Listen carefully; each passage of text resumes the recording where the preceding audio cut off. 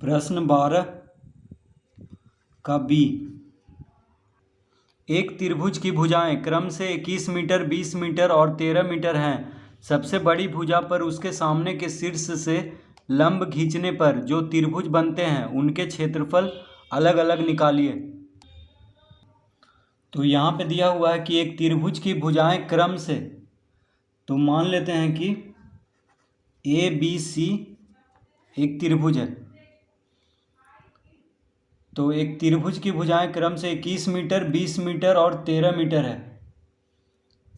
तो देखिए इसको हम 21 मीटर मान लेते हैं, बीसी को।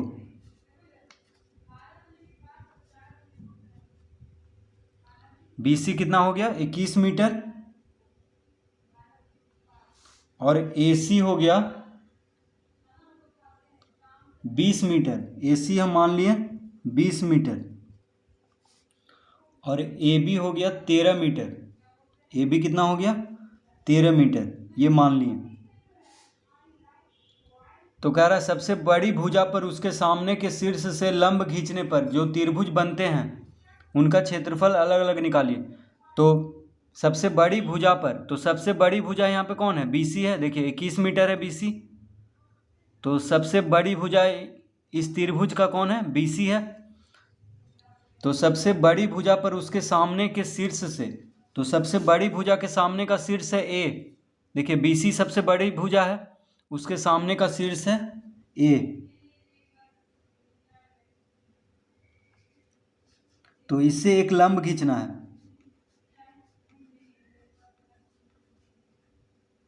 इस तरह से इसको नाम दे देना है D। तो AD क्या है? AD लंब है BC पर। ठीक है, AD लंब है BC पर। तो यहां पे देखिए शीर्ष से लंब खींचने पर यहाँ पे दो त्रिभुज जो बना है उन दोनों का अलग अलग क्षेत्रफल निकालना है। ठीक है, तो अब हम यहाँ पे लिखेंगे माना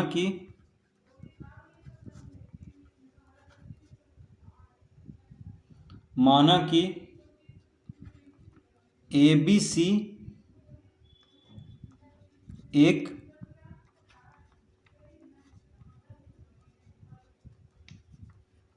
एक त्रिभुज है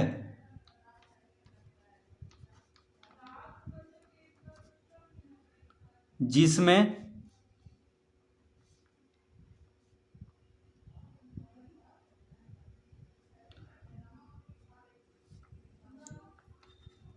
AD लंब है BC पर। ठीक है, तो हम क्या मान लेंगे कि ABC एक त्रिभुज है जिसमें AD किस पे लंब है? BC पर। तो लिखेंगे अब त्रिभुज ABC में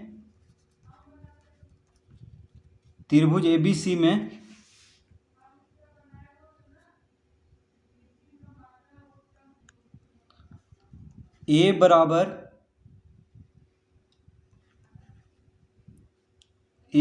13 मीटर, B बराबर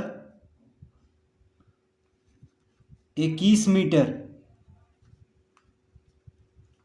C बराबर 20 मीटर।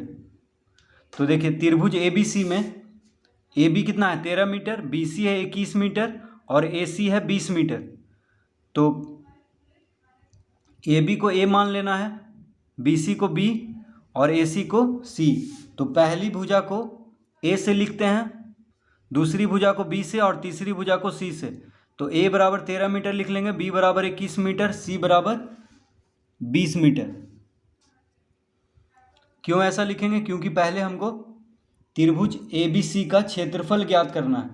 ठीक है, देखिए ये बड़ा वाला त्रिभुज ABC का, क्योंकि त्रिभुज ABC का तीनों भुजा ज्ञात है। तो पहले हम त्रिभुज ABC का क्षेत्रफल ज्ञात करेंगे हीरो के सूत्र से। ठीक है। तो त्रिभुज ABC में हम लिखेंगे A बराबर 13 मीटर, यानी पहली भुजा को A से लिखते हैं, दूसरी भुजा को B से, तीसरी भुजा को C से।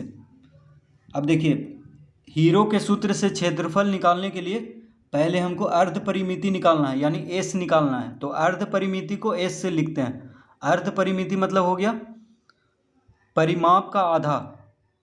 तो S बराबर होता है A plus B plus C बटा 2।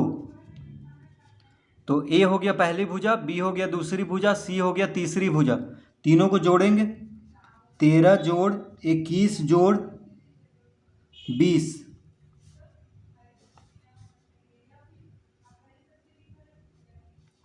बटा 2। ठीक है। तो तीनों भुजा को अगर जोड़ दें तो परिमाप ज्ञात हो जाएगा, और परिमाप को 2 से भाग दे दे तो अर्ध परिमिति ज्ञात हो जाएगा। तो तीनों को जोड़ने पे आ जाएगा 54 बटा 2। तो तीनों को जोड़ने पे कितना आएगा 54। 54 को 2 से भाग देंगे तो हो जाएगा 27 मीटर। तो अर्ध परिमिति कितना आ गया 27 मीटर। ठीक है। त्रिभुज ABC का अर्ध परिमिति यानी परिमाप का आधा, परिमाप आया है 54, 54 का आधा कर देंगे तो क्या आ जाएगा 27। तो अर्ध परिमिति ज्ञात हो गया है। अब हम इसका क्षेत्रफल ज्ञात करेंगे।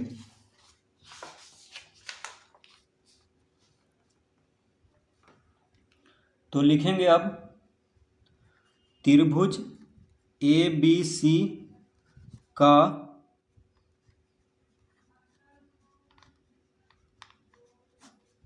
क्षेत्रफल। तो त्रिभुज ABC का क्षेत्रफल बराबर हो जाएगा under S minus S Guna S minus A Guna S minus B Guna S minus C। ठीक है। तो S क्या है अर्ध परिमिति है, और A हो गया पहली भुजा, B हो गया दूसरी भुजा, C हो गया तीसरी भुजा। तो S कितना लाए हैं 27 अर्ध परिमिति। तो S के जगह पे 27 लिखेंगे। A कितना है 13, B है 21, C है 20।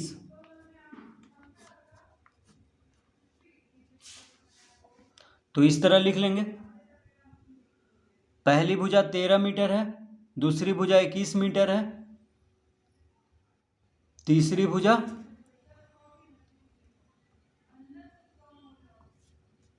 20 मीटर है। तो इस तरह लिख लेंगे।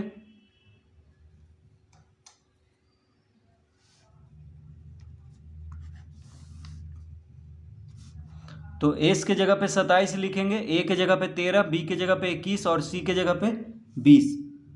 अब इसको गुना कर लेते हैं। तो 27 गुना 27 में से 13 घटा देंगे तो आ जाएगा 7 में से 3 गया 4, 2 में से 1 गया 1, 14 आएगा। गुना 27 में से 21 घटाने पे 6 आ जाएगा, 27 में से 20 घटाने पे 7 आ जाएगा। अब यहाँ पे लिख लेंगे 27 का अभाज्य गुणनखंड करेंगे तो 3 तिहाई 9, 9 तिया 27। 14 का अभाज्य गुणनखंड हो जाएगा 2 गुना 7, 6 का हो जाएगा 2 तिया 6 गुना 7 लिख लेंगे। तो इन सब का अभाज्य गुणनखंड कर देंगे। देखिए 3 तिहाई 9, 9 तिया 27, 7 दूना 14, 3 दूना 6, 7 तो अभाज्य संख्या है। अब देखिए अंडर रूट है यानी जोड़ा में से बाहर करना है हमको, वर्गमूल निकालना है। तो 3 गुना 3 में से 1 3 बाहर हो जाएगा। फिर देखिए 3 यहाँ है और 3 यहाँ है, तो 3 गुना 3 में से 1 3 बाहर, 4 3 है यहाँ पे, 1 2 3 4, तो 2 बाहर हो जाएगा। फिर 2 गुना 2 में से 2 बाहर, फिर 7 गुना 7 में से 1 7 बाहर। ठीक है। तो कितना आ गया 3 दूना 6, 6 दिया 18, 18 सतह हो गया 126 वर्ग मीटर। तो त्रिभुज ABC का क्षेत्रफल आ गया 126 वर्ग मीटर। तो यहाँ पे लिखेंगे पुनः त्रिभुज ए बी सी का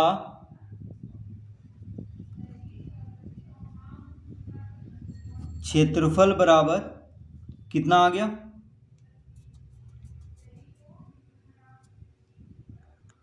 अब देखिए त्रिभुज ए बी सी का क्षेत्रफल निकालने का एक और सूत्र है। सूत्र क्या है? 1/2 गुना आधार गुना ऊंचाई। तो त्रिभुज ए बी सी का क्षेत्रफल निकालने का एक और सूत्र है 1/2 गुना आधार गुना ऊंचाई। ठीक है, ये हम हीरो के सूत्र से त्रिभुज ए बी सी का क्षेत्रफल निकाले हैं 126 वर्ग मीटर। तो त्रिभुज का क्षेत्रफल निकालने का एक और सूत्र है 1/2 गुना आधार गुना ऊंचाई कर देंगे तो क्या आ जाएगा क्षेत्रफल त्रिभुज का।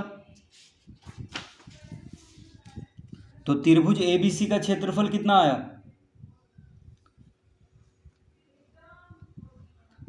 126 वर्ग मीटर बराबर लिखेंगे 1/2 गुना। अब देखिए त्रिभुज एबीसी का क्षेत्रफल हम निकाल चुके हैं 126 वर्ग मीटर। तो हीरो के सूत्र से 126 वर्ग मीटर क्षेत्रफल हम निकाल चुके हैं यहाँ पे। तो त्रिभुज का क्षेत्रफल निकालने का एक और सूत्र होता है 1/2 गुना आधार गुना ऊंचाई। तो देखिए त्रिभुज ए बी सी में आधार कौन है? बी सी है, क्योंकि ए डी क्या है? बी सी पे लंब है। तो बी सी आधार हो गया और ए डी हो गया ऊंचाई यानी लंब। लंब को ऊंचाई कहते हैं। तो बी सी आधार हो गया और ए डी क्या हो गया? ऊंचाई। तो यहाँ पे हम लिखेंगे 1/2 गुना बी सी गुना ए डी, 1/2 गुना बी सी गुना ए डी, इस तरह लिख लेंगे। तो 126 वर्ग मीटर बराबर हो जाएगा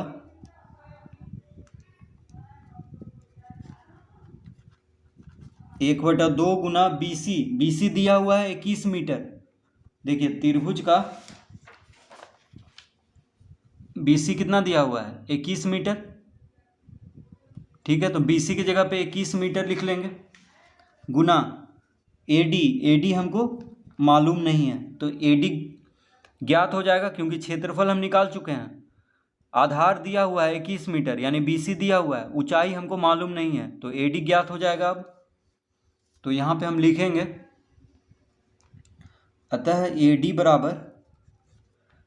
बराबर हो जाएगा 126 गुना 2/21। देखिए 2 भागा में है तो इधर जाके गुना में हो जाएगा बराबर के बायां तरफ, और 21 जो है ए डी के साथ गुना में है तो 21 भागा में हो जाएगा।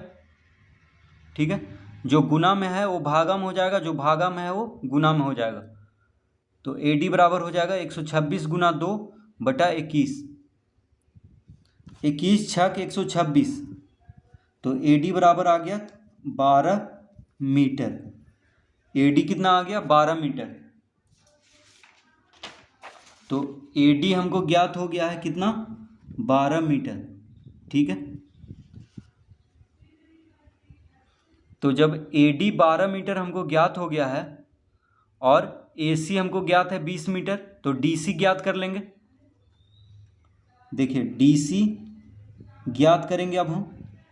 ठीक है, तो ए डी ज्ञात हो गया है 12 मीटर, ए सी ज्ञात हो गया है 20, ए सी दिया हुआ था 20 मीटर तो डी सी ज्ञात कर लेंगे। अब त्रिभुज ए डी सी, तो त्रिभुज ए डी सी क्या है? समकोण त्रिभुज है क्योंकि यहाँ पे 90 डिग्री का कोण बन रहा है क्योंकि ए डी लंब है बी सी पे। तो त्रिभुज ए डी सी एक समकोण त्रिभुज है जिसमें कि समकोण के सामने वाला भुजा क्या होता है? कर्ण। तो कर्ण दिया हुआ है 20 मीटर, ए डी लंब है, लंब दिया हुआ है 12 मीटर। क्या निकालना है? आधार निकालना है। तो अब हम यहाँ पे लिखेंगे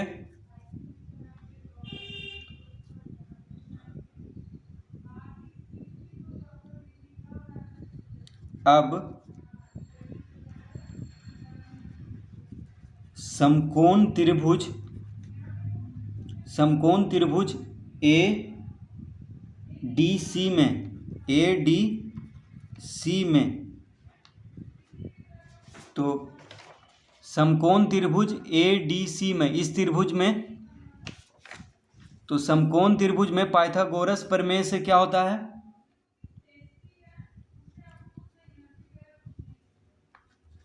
DC बराबर हो जाएगा,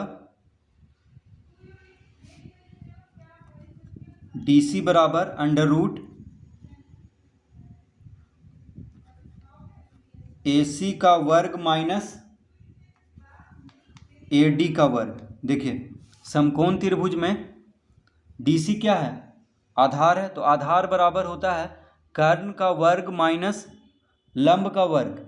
AD लंब है, AC कर्ण है, तो कर्ण का वर्ग माइनस लंब का वर्ग का अंडर रूट। तो पाइथागोरस प्रमेय से हम यहाँ पे आधार ज्ञात कर लेंगे। समकोण त्रिभुज में पाइथागोरस प्रमेय से दो भुजा ज्ञात हो तो तीसरा भुजा हम ज्ञात कर लेते हैं। ठीक है, तो आधार बराबर हो जाएगा कर्ण का वर्ग माइनस लंब का वर्ग का अंडर रूट। ठीक है, ये सूत्र होता है। अब देखिए AC कितना है, AC दिया हुआ है 20 मीटर, तो 20 का वर्ग कर देंगे माइनस AD कितना हम अभी लाए हैं 12 मीटर। AD कितना लाए हैं 12 मीटर, तो 20 का वर्ग 20 गुना 20 हो गया 400, 12 गुना 12 हो गया 144, यानी 12 का वर्ग। तो 400 माइनस 144, तो 400 में से 144 घटाएंगे तो आ जाएगा 256, तो 256 का अंडर रूट, तो 256 का वर्गमूल होता है 16, यानी DC आ गया 16 मीटर। ठीक है, DC निकाल रहे थे, तो DC कितना आ गया 16 मीटर आ गया, DC आ गया 16 मीटर। ठीक है, तो जब त्रिभुज ADC में DC ज्ञात हो गया है 16 मीटर, यानी आधार ज्ञात हो गया, और लंब दिया हुआ है 12 मीटर। ठीक है, तो 1/2 गुना आधार गुना ऊंचाई करेंगे तो त्रिभुज ADC का क्षेत्रफल ज्ञात हो जाएगा। ठीक है, क्योंकि आधार मालूम हो गया है और लंब ज्ञात है। ऐसे भी देखिए तीनों भुजा मालूम हो गया है, तो हीरो के सूत्र से भी हम त्रिभुज ADC का क्षेत्रफल, यानी इस त्रिभुज का क्षेत्रफल हम ज्ञात कर लेंगे। लेकिन हीरो का सूत्र से थोड़ा ज़्यादा लंबा हो जाता है, इसीलिए जब आधार और लंब ज्ञात हो, क्योंकि ये समकोण त्रिभुज है, तो आधार और लंब यानी आधार और ऊंचाई ज्ञात है, तो 1/2 गुना आधार गुना ऊंचाई करके आसानी से क्षेत्रफल ज्ञात करेंगे इसका।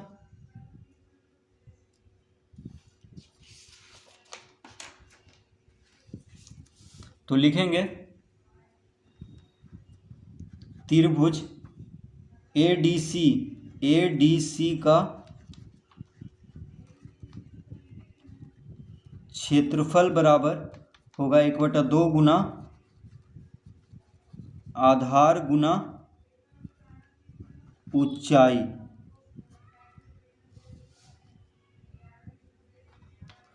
तो 1/2 गुना आधार कितना है, तो देखिए त्रिभुज ADC में DC आधार है 16 मीटर, AD ऊंचाई है 12 मीटर, तो 1/2 गुना DC गुना AD क्या है ऊंचाई है, DC आधार है, तो DC हम अभी ज्ञात किए हैं कितना 16, AD हम ज्ञात किए थे 12 मीटर, 2 अठी 16, 12 अठी 96, यानी 96 वर्ग मीटर हो गया त्रिभुज ADC का क्षेत्रफल। तो देखिए त्रिभुज ADC का क्षेत्रफल कितना हो गया 96 वर्ग मीटर। तो इस त्रिभुज का हम क्षेत्रफल ज्ञात कर चुके हैं, अब इस त्रिभुज का क्षेत्रफल ज्ञात करेंगे। तो इसको कैसे ज्ञात करेंगे, देखिए BC है 21 मीटर, BC है 21 मीटर, DC है 16 मीटर, तो 21 में से 16 घटा देंगे तो ये हो जाएगा 5 मीटर, कौन BD। ठीक है, 16 5 21 होता है, क्योंकि BC 21 मीटर है, ये पूरा BC, और DC निकल गया 16 मीटर, तो 21 में से 16 घटा देंगे तो BD कितना हो गया 5 मीटर। तो बी डी 5 मीटर ज्ञात हो गया है और ऊंचाई यानी ए डी 12 मीटर ज्ञात है, लंबाई ये ऊंचाई, ठीक है। तो देखिए ए डी क्या है, लंब है यानी ऊंचाई है, ऊंचाई 12 मीटर है। और ये हो गया बी डी हो गया आधार, क्योंकि त्रिभुज ए डी बी क्या है, एक समकोण त्रिभुज है, क्योंकि यहाँ पे 90 डिग्री का कोण बन रहा है, क्योंकि ए डी क्या है, लंब है बी सी पे। तो अब हम इस त्रिभुज का क्षेत्रफल ज्ञात करेंगे। तो एक त्रिभुज का क्षेत्रफल ज्ञात हो गया है 96 वर्ग मीटर। तो अब लिखेंगे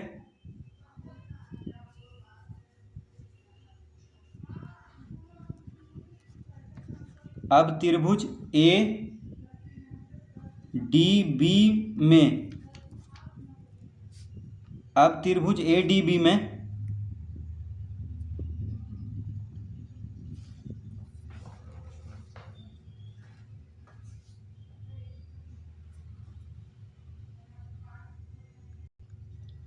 बी डी बराबर हो जाएगा, बी डी बराबर होगा B C minus D C, ठीक है। बी डी बराबर क्या होगा, B C minus D C. B C कितना है 21, डी सी कितना है 16, तो 21 माइनस 16 यानी 5 मीटर। बी डी कितना आ गया 5 मीटर। तो देखिए, तो त्रिभुज ए डी बी में बी सी 21 मीटर है, डी सी 16 मीटर है, तो बी डी बराबर क्या हो जाएगा, B C minus D C, यानी 21 में से 16 घटा देंगे तो बी डी ज्ञात हो जाएगा। तो बी डी कितना आ गया 5 मीटर।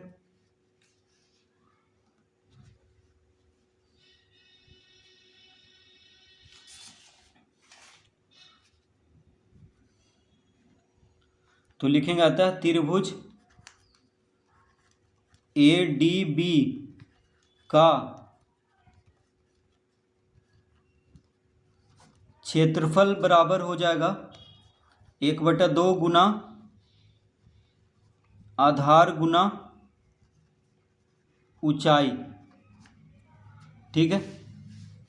तो त्रिभुज ए डी बी का क्षेत्रफल कैसे ज्ञात करेंगे, 1/2 गुना आधार गुना ऊंचाई करके। तो 1/2 गुना आधार कौन है, आधार है बी डी, ऊंचाई है ए डी। तो आधार हम कितना अभी लाए हैं 5 मीटर, तो 1/2 गुना बी डी 5 मीटर है, ए डी दिया, ए डी हम निकाले थे 12 मीटर, ठीक है। तो 1/2 गुना 5 गुना 12 कर देंगे, बी डी है 5 मीटर, ए डी है 12 मीटर, 2 छक 12 कट गया, 5 छक 30, यानी 30 वर्ग मीटर हो जाएगा त्रिभुज ए डी बी का क्षेत्रफल। तो त्रिभुज ए डी बी का क्षेत्रफल निकल चुका है 30 वर्ग मीटर। तो इस तरह इस प्रश्न को हल करेंगे। तो दोनों त्रिभुज का क्षेत्रफल निकल चुका है।